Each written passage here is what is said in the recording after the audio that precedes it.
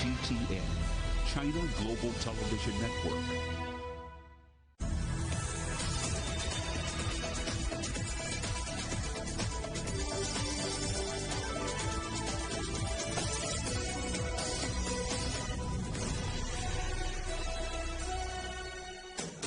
Live from London, this is Global Business. Hello and welcome to the programme. I'm Naweed Jabalkil. And I'm Robin Dwyer. Our top stories. China's President Xi Jinping attends 2 landmark summits as he meets Arab leaders in Saudi Arabia. Ready for takeoff. China Eastern Airlines takes delivery of the country's first Chinese-made large commercial plane. The biggest shake-up of the city in decades. The UK government removed safeguards set up after the 2008 financial crisis. Getting ready for blackouts. The French government tests plans to deal with its energy crunch. And human activity is devastating marine species. That's the message from the UN's Biodiversity Summit in Canada as the dugong joins the critically endangered list. Chinese President Xi Jinping has met Arab leaders in Saudi Arabia's capital for what he calls 2 milestone summits. Xi attended the first China-Arab summit on the 3rd and final day of his state visit to Riyadh. Many countries are taking part in the meeting, including Egypt, Tunisia and Libya. Earlier, China's president also held talks with leaders of the 6-nation Gulf Cooperation Council. Our correspondent Adel El-Marouki is in Riyadh. So Adel, what's come out of this China-Arab summit today? Well, the Arab-China summit has just concluded. It opened with a speech from President Xi Jinping and concluded with another speech from the Chinese president, through which he has expressed China's vision for a stronger future for both countries. He actually said that with the coming vision and the cooperative platform that he intends, along with the Arab countries, he expects a brighter future for the nations of the Arab world and China. The Chinese president has also vowed to stand by Arab countries and work with them to preserve national security stability. And that does not only include regional crises like those in Libya, Syria, Yemen, Iraq and so on, but he also extended that support to go beyond the region, promising to work hard with the Arab leaders to maintain that Iran's nuclear program remains peaceful, something that has been a source of concern to Gulf countries here. He also confirmed a very strong stance towards the Palestinian crisis, calling international players and the international community to stop what he described as an injustice that must stop for the Palestinians, vowing that China will be supporting the Palestinian people and state throughout the coming years, promising more financial support and donations to the UN's UNRWA, the refugees body that manages the Palestinians in Palestine specifically and across the world. And President Xi also attending the GCC summit. What can you tell us about that? The Gulf Cooperation Council basically is a group of 6 countries, Arab nations in the Arabian Gulf. All are oil and natural gas producers. They they represent about 66% of China's overall trade with the Arab world. And during that meeting, the Chinese president vowed also a promise to cooperate with all fields, from numerous technologies, including deep space technology, green energy technology, and innovative solutions, including fintech solutions and digital technology. That comes as just a very brief of the extensive vision that President Xi Jinping described and talked about to the Gulf countries in his speech today. One of the highlights is that he said that with the Gulf, the GCC countries, China is now working to try to reach a platform or a framework through which trade for oil and natural gas could be used in domestic currencies instead of the US dollars, namely, of course, the yuan. Adel El-Marouki in Riyadh, thank you very much. Ali Al-Ahmed is director at the Institutes for Gulf Affairs and an expert on Saudi politics. I asked him about President Xi's trip and where China-Arab ties are heading. It is very important because I think it brings an element that was missing in the region. If you compare the welcome that President Xi received in Riyadh and compare it to any American president, for example, there is no comparison. And this would be the same for if he had landed in another state in the region. I think there is an increasing feeling that the United States' role in the region has not been helpful, not only to the people of the region, but also to these governments. Let us remember, if you compare China and the U.S. in the region, China did not participate in killing anybody, did not bomb anyone, did not have any military sort of expansionism or bases or anything in the region. China makes things. So you're comparing two powers, one that it brings roads, hospitals and buildings and construction and economic progress, and another power that is interested in one thing, the business of war. So business versus the business of war, I think that even the states, the governments in that region now has come to that conclusion that it's better to do business with China rather than go to war with the United States. President Biden, of course, visited Saudi Arabia in July in his meeting with regional leaders from the Gulf, as well as Egypt, Jordan and Iraq. He said this, I quote, about the US's role in the Middle East: "We will not walk away and leave a vacuum to be filled by China." Is that what's happening here? Yes, I think the tone itself is not good, because it shows that the United States owns the region, and that's not the case. Whatever Biden said did not matter.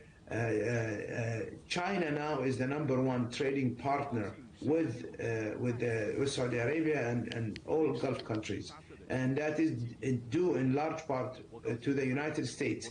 That I have personally tried to say, stop selling arms to the region, start engaging in economic development, but they did not do that, and they lost in that process. And looking at the economic relationship, energy, of course, has been the bedrock of ties between not just China and Saudi Arabia, but other Gulf states as well. But we've seen on this trip a range of deals signed in more strategic areas, things like technology, education, as well as language and military cooperation as well between the two sides. How long-term are Gulf states thinking when it comes to their relationship with Beijing? I think I know for a fact, for example, Kuwait wanted to sign, Iraq wanted to sign this 50-year deal with China. The United States stood in the way, and that's very puzzling to some people. Why would the U.S. oppose Iraq engaging with China in rebuilding that country, or Kuwait transforming its infrastructure with the help of China? The U.S. is not doing it, so why not go to China? Saudi Arabia is the world's largest oil producer, but the country is investing heavily to try and diversify its economy. Now, the Kingdom's Sovereign Wealth Fund is aiming to invest more than $20 billion into other Arab countries. Our correspondent Jim Stenman reports from Dubai. Saudi Arabia, a regional powerhouse making significant investments across the Middle East, now establishing firms in 6 other Arab countries. A richer Gulf, or a more expanded Middle East, we should say, is obviously very important for Saudi, both economically and politically. And while investing into other Arab economies isn't a new development, what is new is how the kingdom is going about this, by setting up regional investment firms in each country. Those investments used to be provided as subsidies and gifts and donations. The kingdom is investing up to $24 billion in Jordan, Bahrain, Sudan, Iraq, Oman, and Egypt, covering everything from infrastructure to manufacturing and technology. Saudi relationship with the other countries, it's mostly now bilateral and avoiding all the conflict between all the regional players. And Egypt, home to a more than 100 million strong population, is strategically placed next to one of the kingdom's giga projects, estimated to be worth $500 billion and developed as a major manufacturing hub for the region. NEOM is the centerpiece of Saudi's sort of how they want to be viewed by the rest of the world. But where is NEOM? It's in that little area that you've got Jordan, you've got Egypt, you know, the bordering on the Levantine region. So obviously growing those countries is a wonderful for making NEOM you could almost argue it's making NEOM the sort of Dubai of that corner of the Middle East. Egypt has always been a partner with the Saudis in the past decades, so it's not surprising to see this relationship improving and developing and evolving even further. And whether it's Riyadh's relationship with Cairo or other Arab capitals, what emerges from this new regional investment strategy could perhaps resemble a mini Belt and Road, promoting increased trade in Saudi's own backyard, benefiting the kingdom both politically and economically for years to come. Jim Stenman, CGTN, Dubai. Russian President Vladimir Putin is discussing creating a common regional gas market with 4 neighbouring countries at a summit in Kyrgyzstan. Putin's at a meeting of the Eurasian Economic Union along with leaders from the country, as well as Kazakhstan, Belarus and Armenia. The main gas pipeline from Russia to China runs through Kazakhstan. The EU has denied a price cap on Russian oil as responsible for a queue of tankers that has built up off the Turkish coast. The EU and G7 cap bans insurance of shipments of Russian crude oil sold above $60 per barrel. Turkey says it will continue to block tankers without appropriate insurance. The number of waiting tankers rose to 28 on Friday as talks continue to resolve the dispute. Thousands of UK postal workers are on strike over pay and conditions, potentially causing disruption to festive deliveries. More than 115,000 Royal Mail staff walked out on Friday, with more strikes to follow in the run-up to Christmas. Staff are calling for a pay rise that matches the soaring cost of living. A US competition watchdog has moved to block Microsoft's $69 billion bid to buy Activision Blizzard, the gaming firm behind hit titles such as Call of Duty. The Federal Trade Commission says it fears the takeover could mean games would stop being offered on non-Microsoft gaming consoles. The Activision purchase was set to be the biggest in Microsoft's history. The first large commercial aircraft made in China has been delivered to China Eastern Airlines. It's hoped the plane will rival Airbus and Boeing's single-aisle aircraft, and it's set to make its maiden commercial flight next spring. Our correspondent Hu Bin reports. The C919. This is China's first self-developed narrow-body airliner. On Friday, the world's first C919 aircraft was delivered to China Eastern Airlines. We delivered the first C919 airplane to our first customer, China Eastern Airlines. This means C919 is now officially part of the global mainstream fleet, a crucial step for commercialization. The plane, developed by the Commercial Aircraft Corporation of China, also known as COMAC, has a 158 to 192 seat configuration and a range of 4,075 to 5,555 kilometers. China Eastern Airlines say their first batch order includes 5 aircraft, with the planes expected to be put into commercial use sometime in the first half of 2023.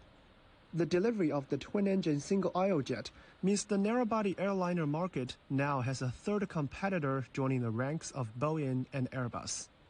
We will try to use the plane commercially next spring because it requires a 100-hour inspection, but it might be delayed due to special situations like bad weather.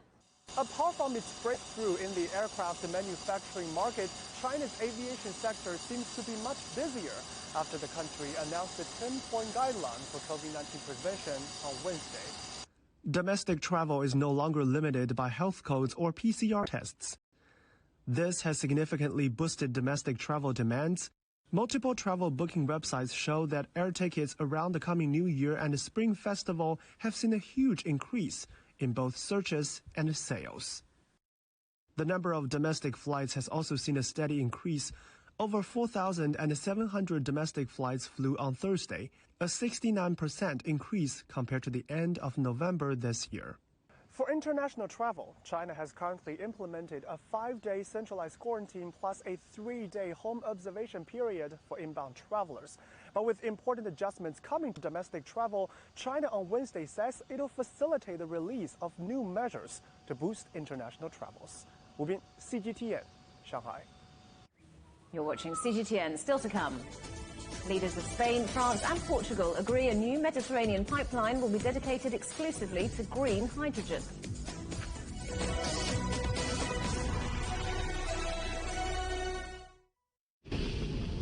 I fell in love with Chinese culture the second I started to experience it.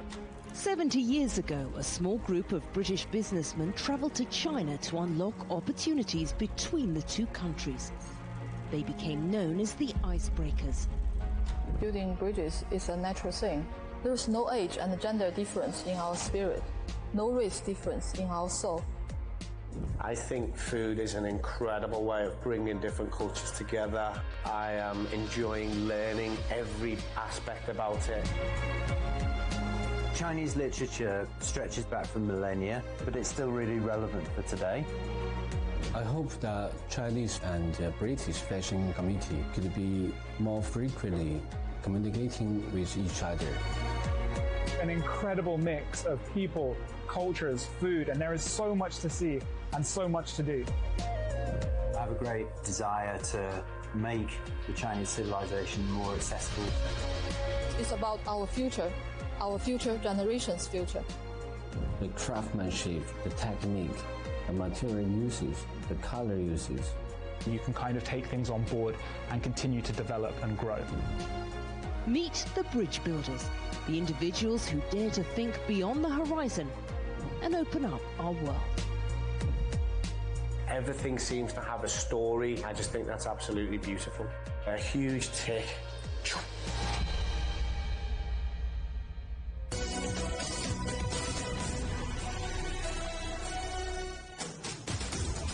Welcome back.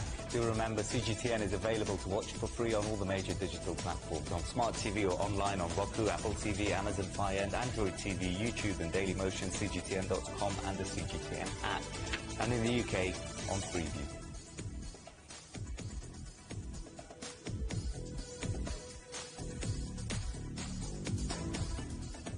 The British government has announced what it says is the biggest overhaul of UK financial services in over 30 years. The measures remove some of the regulations introduced after the 2008 financial crisis, including the ring-fencing of banks and caps on executive pay and bonuses. Some critics have said this risks forgetting the lessons of the financial crisis, but Finance Minister Jeremy Hunt said the changes would encourage growth. Well, our correspondent Andrew Wilson is here with us. So, Andrew, they're calling this the second Big Bang. The first one, the big deregulation of the City of London when Margaret Thatcher was Prime Minister. What do these new measures amount to?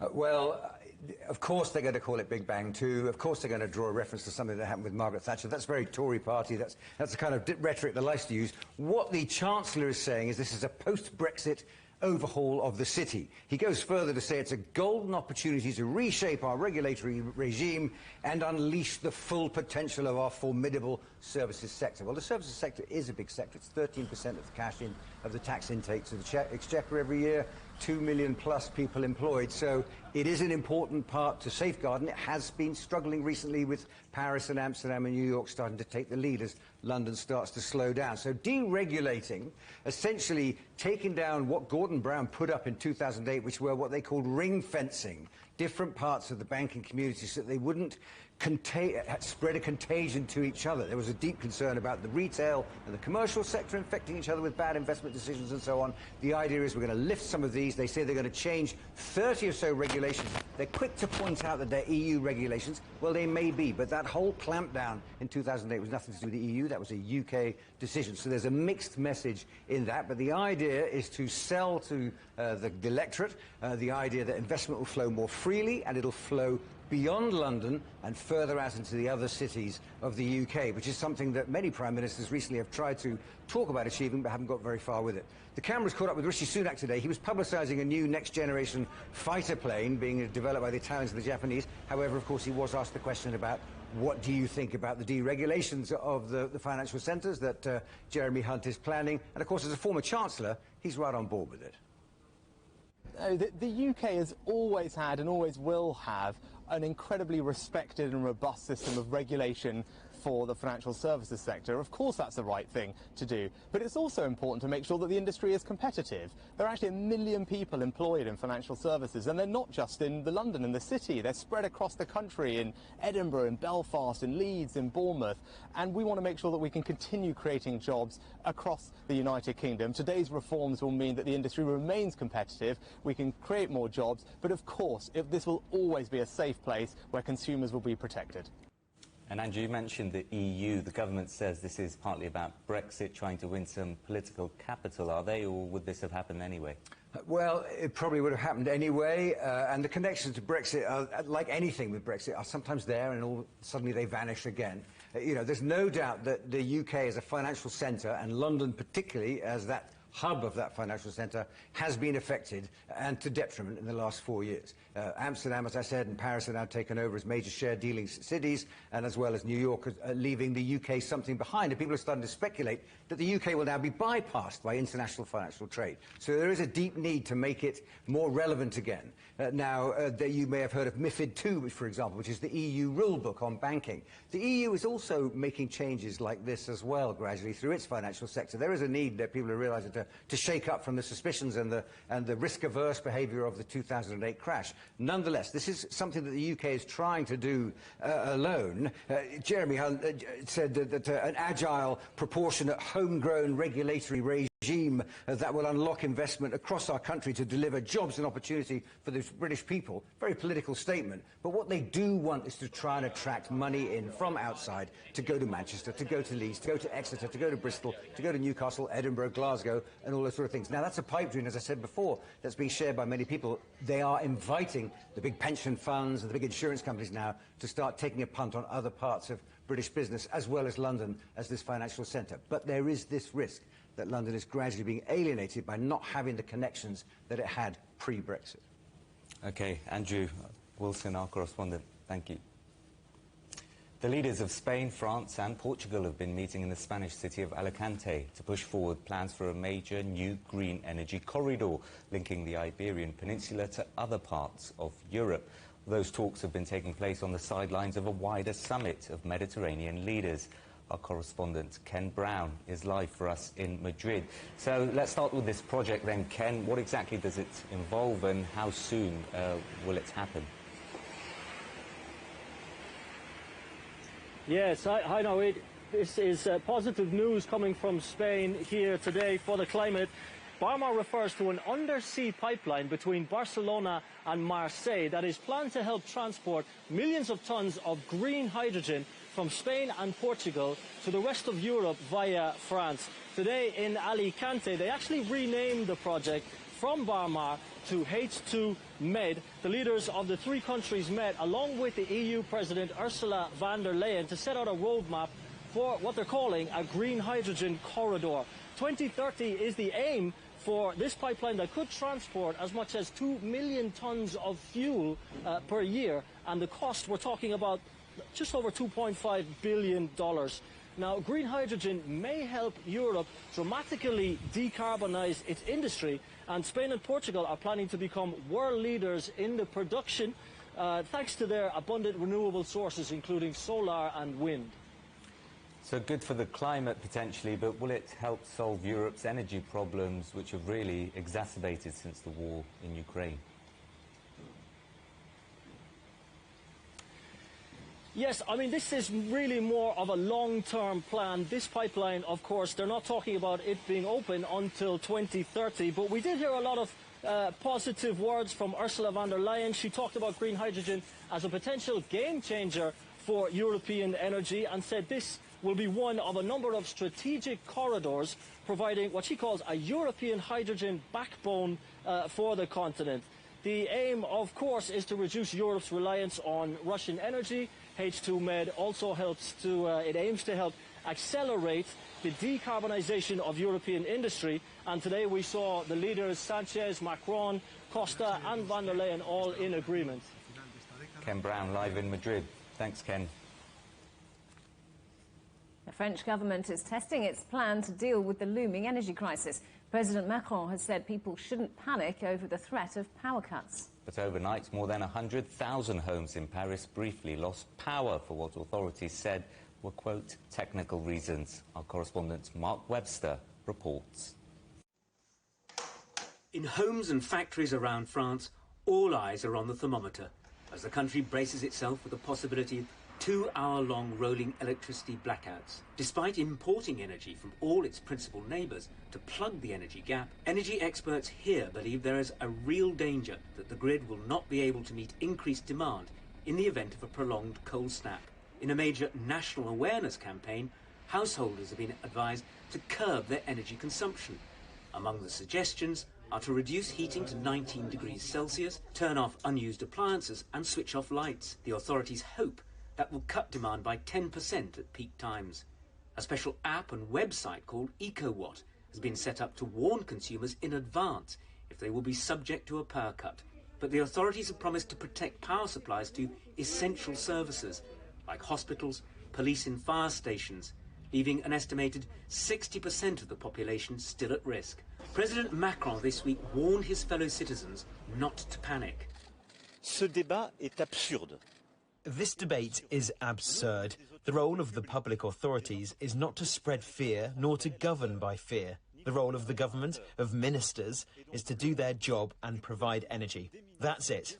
As for what's next, it's for everyone to save energy and not to scare people with the kind of absurd scenarios I've heard recently. But the former leader of France's far-right National Rally Party said the threat of power cuts was a sign the country was going backwards. Power cuts in France are still the demonstration of the extraordinary decline of our country. This decline that everyone sees, that everyone suffers, which the vast majority of French people complain about. President Macron has staked a lot of political credibility on the ability of the French energy sector to keep the lights on and keep people warm during this winter. However, like the rest of Europe, they'll be dependent on the weather and just how cold it gets. In the meantime, the energy sector is working to try and maximise the output from all sources of energy production. If they achieve that, the numbers should look like this. More than 70% of the country's power will come from nuclear, hydro 10.8%, while renewables like wind and solar, along with gas and coal, supply the remaining 18%. Industry has been badly affected by the energy shortage and soaring costs following the conflict in Ukraine and the European decision to limit gas and oil supplies from Russia. Officers have been urged to turn off unnecessary lights and advertising. At the heart of the problem is France's ageing fleet of 56 nuclear reactors, which would normally meet the majority of national demand, the highest in Europe. Nearly half the plants, which are on average 37 years old, are undergoing routine or emergency maintenance because of corrosion. Yeah, we are stable. We are Europe. We have the solidarity. And questions must be there. Yeah, a critical audience, a critical society is very, very important. On the other hand, we are not facing a blackout. No, we're not. EDF, which runs the nuclear plants, said 5 more reactors are due to come back online in the coming week. That will bring the current contribution of nuclear output back up to 60% of demand. The rest will be down to the weather. Mark Webster, CGTN, Paris. You're watching CGTN. Still to come. Back home, Brittany Griner returns to the United States after being freed from jail in Russia in a prisoner swap.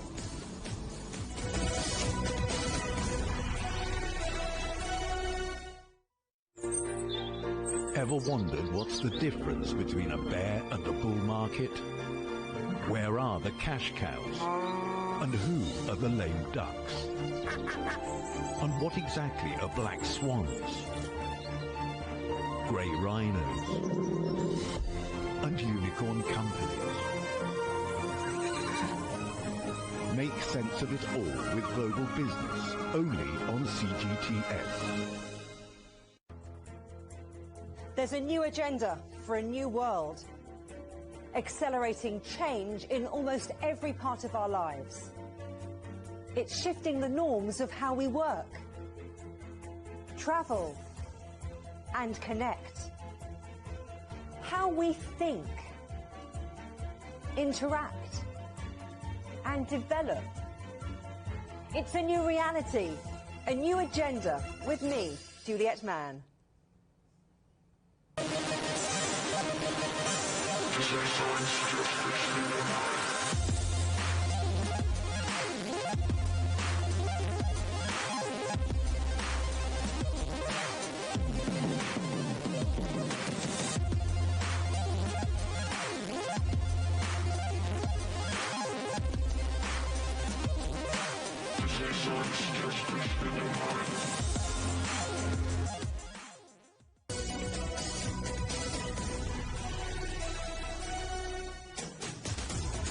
Welcome back to Global Business Europe with Robin Dwyer and Luigi Barkil. The headlines again.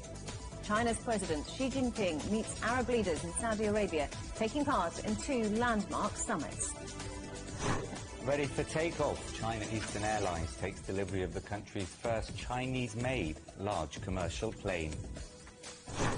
And the biggest shake-up of the city in decades. The UK government removes safeguards set up after the 2008 financial crisis. Basketball star Brittany Griner is back in the United States after being released from jail in Russia under a prisoner swap. Russian arms dealer Viktor Bout has also returned home, with the 2 of them crossing on the tarmac of an airport in the United Arab Emirates. Griner's plane later touched down at an airbase in San Antonio in Texas. She'd been jailed for 9 years after medicinal cannabis oil was found in her luggage at Moscow airport in February. Well, our correspondent Tony Waterman is at the Brooke Army Medical Centre, where Brittany Griner is currently undergoing medical evaluation. Tony, good to see you. What's happening where you are?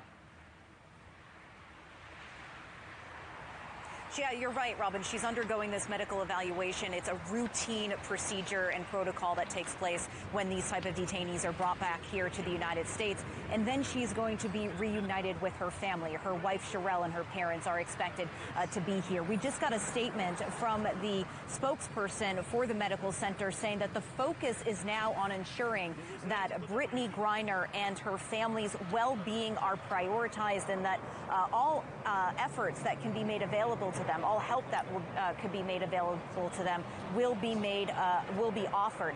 This is really just the first day in what is likely to be a very long journey for the basketball star. It's expected that she is going to enter into the Defense Department's PISA program. This is a special program for detainees and former prisoners to help them re-enter into normal life. Trevor Reed, the American that was freed from a Russian prison back in April, also entered into this program. At this point, it's unclear how long Griner is going to remain here in San Antonio before returning to Houston, but she certainly has a lot to unpack. She was held in Russia for just shy of 10 months, the last month in a penal colony under very harsh conditions. So she's going to have a lot of emotional work to do to deal with this trauma going forward, but it seems as if she's going to be getting a lot of support from the government, her family, and her friends. So, Tony, what's been the reaction in the United States to her return?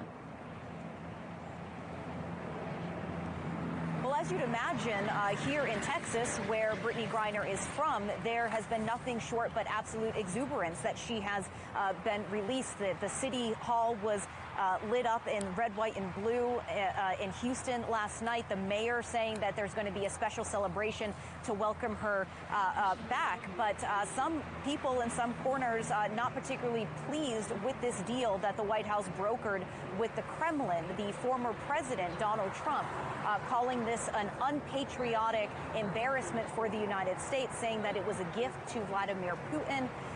Also, Representative Paul Kinzinger, Adam Kinzinger, actually saying that this showed weakness on the part of the United States, and calling for Paul Whelan to be returned. This is the former American Marine that is being held on a 16-year sentence for espionage charges, something that he denies. Marjorie Taylor Greene, also a Republican representative, saying that this is another reason to impeach Biden, that a former Marine was left behind, but a basketball star was brought home. The Biden administration saying they really had no choice here, that Russia was saying it was either Griner or it was going to be no one. Vladimir Putin, though, saying earlier today that, you know, everything is possible when it comes to prisoner exchanges and that the lines of communication are being left open. So perhaps there could be another deal in the works to bring Paul Whelan back to the United States, but that's looking very unsure at this point. Tony, thank you very much. That's our correspondent, Tony Waterman in Texas.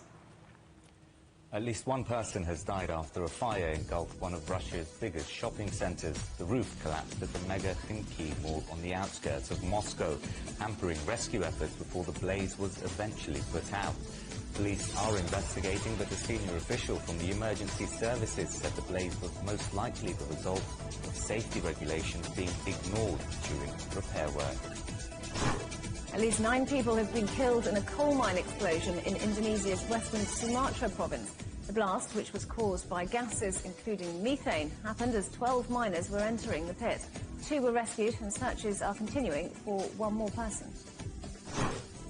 Britain, Italy and Japan are jointly developing a new fighter jet that will use artificial intelligence. UK Prime Minister Rishi Sunak says the joint venture will create thousands of jobs and strengthen security ties. It's also Japan's first major industrial defence collaboration beyond the United States since World War II. The Japanese billionaire Yusaku Maezawa has announced the names of 8 crew members he's inviting to join him on a trip round the moon next year. They include the K-pop star Top, DJ Steve Aoki and a number of other international celebrities. They aim to orbit the moon 3 times as part of an 8-day mission on a SpaceX rocket. The trip has not yet won regulatory approval.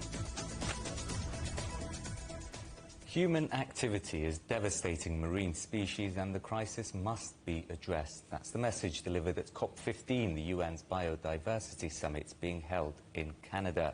Dugongs, large marine mammals related to mantanase, now join the red list of threatened species held by the International Union for the Conservation of Nature.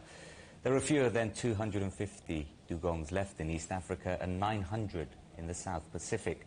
Some of the main threats are poaching, pollution and coastal development. Meanwhile, pillar coral, a hard coral found throughout the Caribbean, has been reclassified from vulnerable to critically endangered.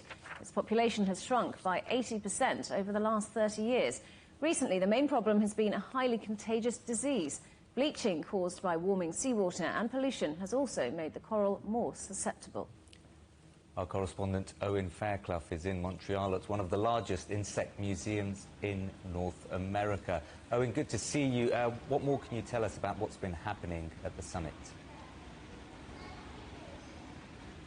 Naeed, Robin, forgive me if I was looking a bit distracted when you came to me. I'm surrounded by some of the most beautiful, biggest and most spectacular butterflies certainly I've ever seen here at the Insectarium in Montreal. We're a little way from the negotiations in downtown Montreal. We've come up here because the Insectarium, and indeed Montreal, has a role to play in these negotiations. They're trying to promote pollinator programs with things like insects like butterflies having a key role in trying to maintain and indeed propagate ecosystems around the world. These humble insects, even ants, have a role to play.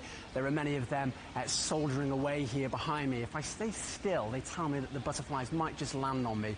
But all of this, of course, is a way away in some ways from the hard negotiations, the difficult negotiations that are taking place a few miles away from this insectarium in Montreal, where some 200 countries, delegates from some 200 countries, are spending 2 weeks trying to forge some kind of new globally binding legal agreement to protect the world's biodiverse habitats, similar, if you like, to the Paris Accord on climate change. But as you mentioned there, this is all about plants, animals, certainly the kind of plants and animals that people perhaps don't often think about when they consider conservation. And that's certainly what the scientists here, that's the message they're trying to convey.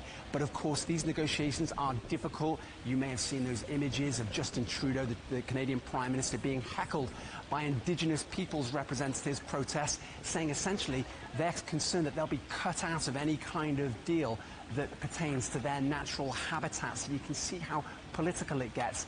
And of course, when we're talking about protecting natural habitats, we're talking about protecting land and oceans, and there are all sorts of difficult problems surrounding international waters. Who owns them And how do you then impose a framework for protecting biodiverse habitats on international waters where many countries are competing to try and fish them? You get an idea of just how complex these negotiations are. And looking at the similarities to the COP climate summit, once again, many there are looking at the world's biggest economies, biggest countries to play their part, and some major announcements from the US in that regard today. Yeah, and of course it's difficult for the US, which didn't sign up to the original treaty on biodiversity. It has sent its own representatives here.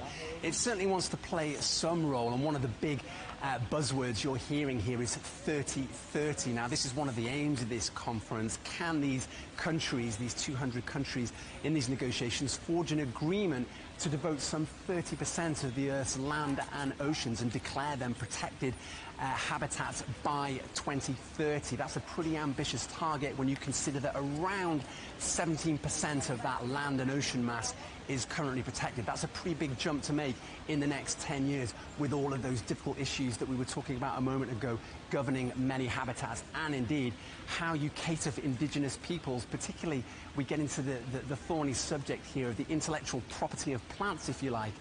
This is an argument with indigenous peoples who often supply much of the raw material for making things like COVID vaccines and food additives, who accuse rich countries and their corporations of cutting them out of any profits. All of that has to be considered with these negotiations. Okay, Owen, we'll let you get back to enjoying the butterflies. That's Owen Fairclough live in Montreal. Well, the UN's Biodiversity Conference is shining a spotlight on conservation efforts worldwide. China is planning to build the world's first international mangrove conservation centre in the city of Shenzhen. Mangrove trees play a key role in protecting coastal wildlife habitats, but they are in decline all around the world. Our correspondent Zhu Hua looks at the plans to help them. During the past 20 years, Song Changhua has been patrolling the mangroves on the coastal line of South China's Shenzhen. I have been working as a forest ranger in the natural reserve since 2000. Every day I need to patrol twice in the morning and twice in the afternoon, about 40 kilometers in total. Called Green Coastal Guardians, mangroves act as nature's first line of defense against storm surges and waves. They protect the community at risk from sea level rises and severe weather events caused by climate change, and offer shelter to a variety of species, including migratory birds. Our land patrols include checking the health condition of birds to prevent bird flu and preventing mangroves from being destroyed by humans. Sea patrolling is mainly done to make sure no one hunts birds and nothing in the water affects the growth of mangroves. I've been hurt by abandoned needles in the fences and branches and even snakes, but I never back down. Thanks to tremendous efforts by scientists and people like Song, Futian Mangrove National Nature Reserve has become a paradise for birds. It serves as a resting place and a wintering site for nearly 100 migratory birds every year. And it's the second largest habitat in winter for the endangered and black-faced spoonbill. Shenzhen city and China, considering the International Mangrove Center, are doing a lot of effort here to promote mangrove preservation, restoration. One of the major things that can come out from these efforts is to learn how to coexist with nature in a balanced way and export the data to other areas that are in a similar situation. China's mangrove area has increased from 22,000 hectares in 2001 to 27,000 hectares today, making it one of the few countries in the world with a net increase. Experts say more efforts are needed now that Shenzhen has been selected to host the world's first international mangrove center. We're facing rising sea levels globally, which is fatal for mangroves. Shenzhen Bay is located between Shenzhen and Hong Kong, so mangrove protection is not only an issue for Shenzhen City, but also for the whole China and even the whole world. Experts are now calling for strengthening global scientific research and the use of technology to better protect mangrove forests. That means more challenges lie ahead for dedicated staff like Song, but he is determined to keep going. 徐华 CGTN 深圳。 Still to come on CGTN. The Qatar World Cup is about to get its first semi-finalist. Will it be Brazil or Croatia? We'll be live in Doha.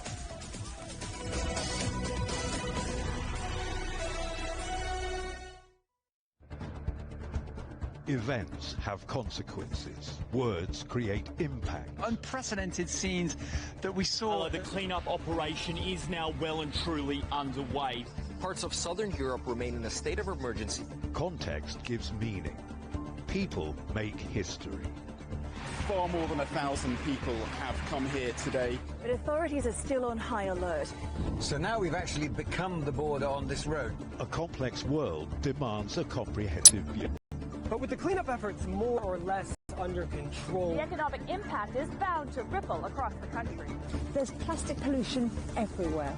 Because the world today matters for your world tomorrow. This is the living area of the crew. The focus is firmly on future technologies. Well, this is something completely different. The world today, every day on CGTN.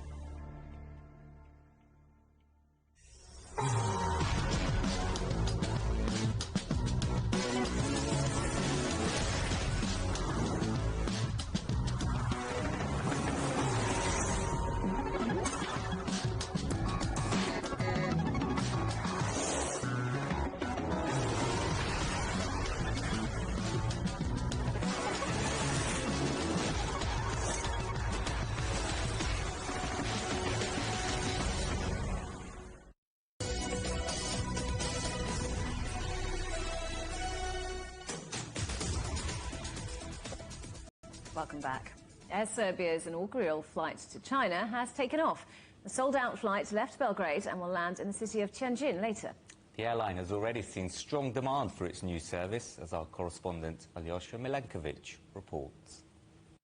Only a few months after China's Hainan Airlines launched a direct flight from Beijing to Belgrade, Serbia's national carrier Air Serbia is launching a direct flight to China. 20 years after the last direct flight, Air Serbia is returning to China's skies. Serbian Prime Minister Ana Brnabić and China's ambassador to Serbia, Chen Bo, inspected an Airbus A330 ahead of its first flight carrying passengers to the city of Tianjin. The plane, which is named after one of Serbia's most prominent scientists, Mihailo Pupin, is expected to service routes to Shanghai and other cities in China in the very near future. Speaking at the airport, Prime Minister Brnabić said Serbia hoped to continue its economic collaboration with China. What is our absolute priority now, after the introduction of this flight, is a free trade agreement with China. This is an absolute priority of the Serbian government in future relations with the People's Republic of China. As pandemic restrictions are steadily lifted around the world, China and Serbia have recorded a dramatic increase in mutual trade. In the past decade, Serbia's leader said trade between the two countries had risen 150-fold and in the last year totaled over $5 billion, with Serbia's exports to China exceeding $1 billion for the first time. Alyosha Milenkovic, CGTN, Belgrade.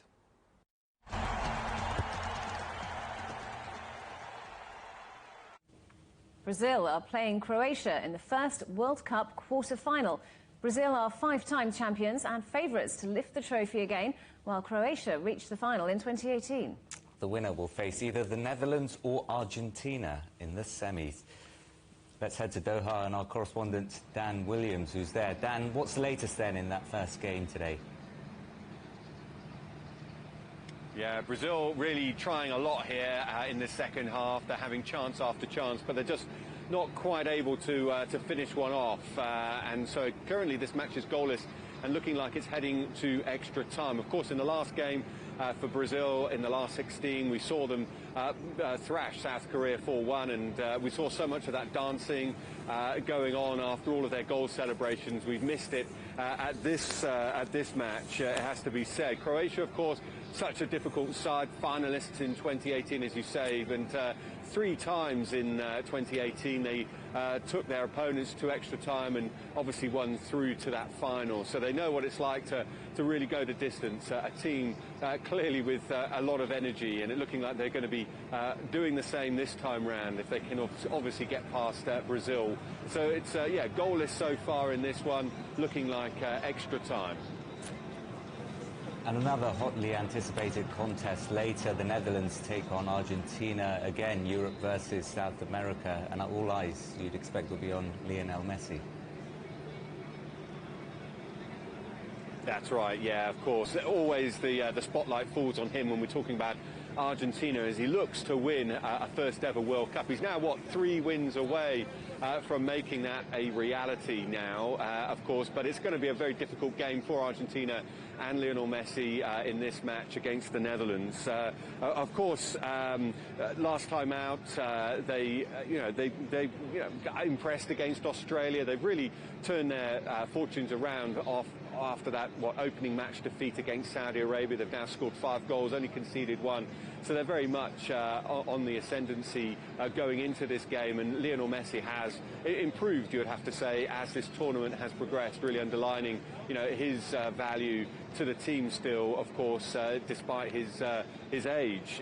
Netherlands, though, themselves, they have a fantastic opportunity. Louis van Gaal has talked about their potential of reaching through to another final. Of course, they were finalists last in 2010. But, of course, they're playing slightly more conservative football than they have perhaps been in the past. Not quite the total football that we expect from the Dutch. But they did impress last time against the USA. 3-1 winners in that one, and Memphis Depay's opening goal, that came about after a pretty magical display of 21 passes. But certainly the Argentinians, they know it's going to be a tough battle on their hands, and Alexis McAllister expects quite the battle. We know that they have big players and that they have a very clear view of how they want to play. Obviously, we also have ours, and we'll try to counter them. We have ideas and we're working on them. I think in general the most important will be to play our own game. Yeah, so plenty to look forward to still today, but the game going on right now, still goalless between Brazil and Croatia. So goalless in that one. Thanks, Dan. That's Dan Williams for us live in Doha. Around the world, fans are joining together to watch the World Cup, and in China, that's no exception. In the city of Chengdu, fans have been watching the games at local hotpot restaurants to enjoy their most iconic local dish while cheering on their favourites. CGTN's Xu Xinqian reports. The fiery sensation from spicy hot pot can be a perfect interpretation of World Cup fans' passion.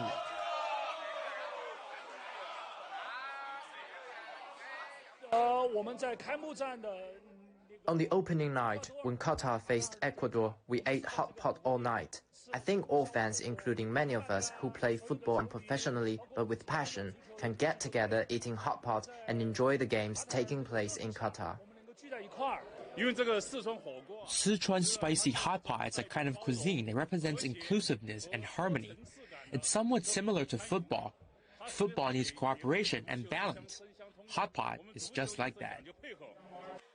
Parents too play football whenever they can, and watching the World Cup is the best after-work activity they can ask for.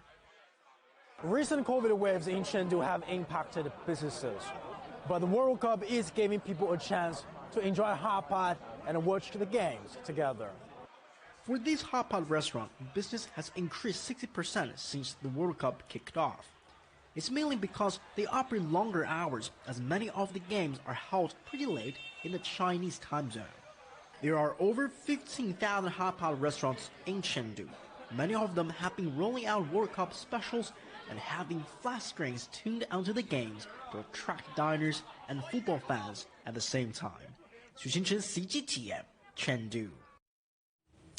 The Chinese have used bamboo for thousands of years. Now, with plastic waste posing a serious threat to the global ecosystem and to human health, bamboo is emerging as a popular and more sustainable, environmentally friendly material.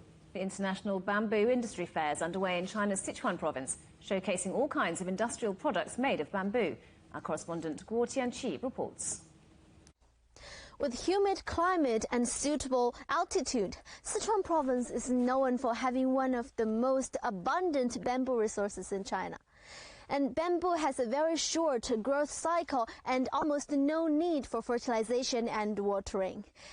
It only takes about 1 year for a bamboo forest like this to grow. Bamboo absorbs carbon dioxide more effectively than trees. The fast-growing plant can trap greenhouse gases over a long period of time. It can also thrive with little soil on sloping hills and prevent erosion. Its durability is key to manufacturing. This bamboo factory uses more than 2,000 tons of bamboo raw materials every day. This bamboo pulp is made only through steam and without any chemical additives, so it meets the standards of the food standard of the European Union. And the leftover material can be turned into food containers like this, which is both waterproof and oil-proof, and is also a green and sustainable replacement for plastic food containers.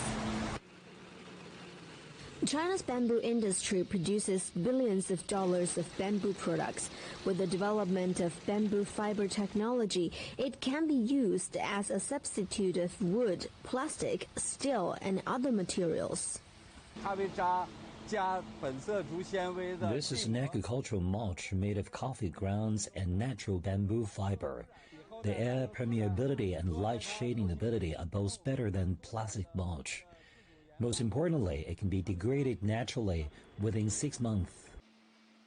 With these advantages, bamboo is expected to help with a range of global challenges, including climate change, poverty alleviation, and land degradation. China's bamboo industry has world's leading technologies. We believe our experience can help more regions to meet their carbon targets through bamboo, such as Southeast Asia and Africa.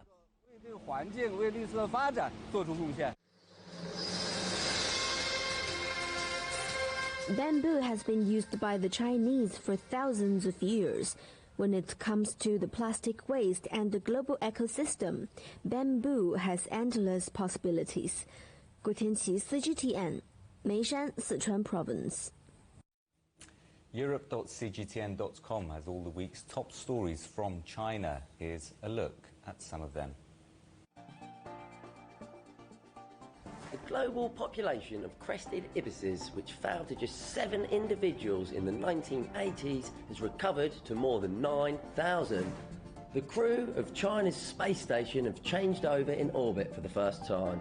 3 takenauts later returned to Earth. China's delivery sector is handling around 300 million parcels a day as it continues to recover from COVID lockdowns. A deep sea lab is in place in the South China Sea. It will detect minerals and monitor temperatures.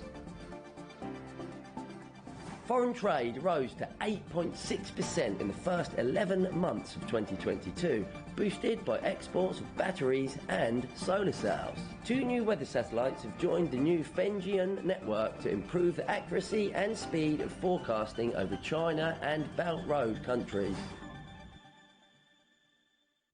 All that and more at CGTN.com. Our main stories again. China's President Xi Jinping meets Arab leaders in Saudi Arabia, taking part in 2 landmark summits. The president said the gathering was a milestone in relations and promised a future friendship and cooperation. Ready for takeoff, China Eastern Airlines takes delivery of the country's first Chinese-made large commercial plane. And the biggest shake-up of the city in decades. The UK government removes safeguards set up after the 2008 financial crisis. And that's it for Global Business Europe. Thank you for watching. More on all our stories at europe.cgtn.com, and do follow CGTN Europe on Twitter, Facebook and Instagram. We're also on smart TV apps, Roku, Apple TV, Amazon Fire and Android TV, YouTube and Dailymotion, CGTN.com and the CGTN app. And in the UK on Freeview. We'll see you again on Monday. Same time, same place. From all of the team here in London, goodbye. Goodbye.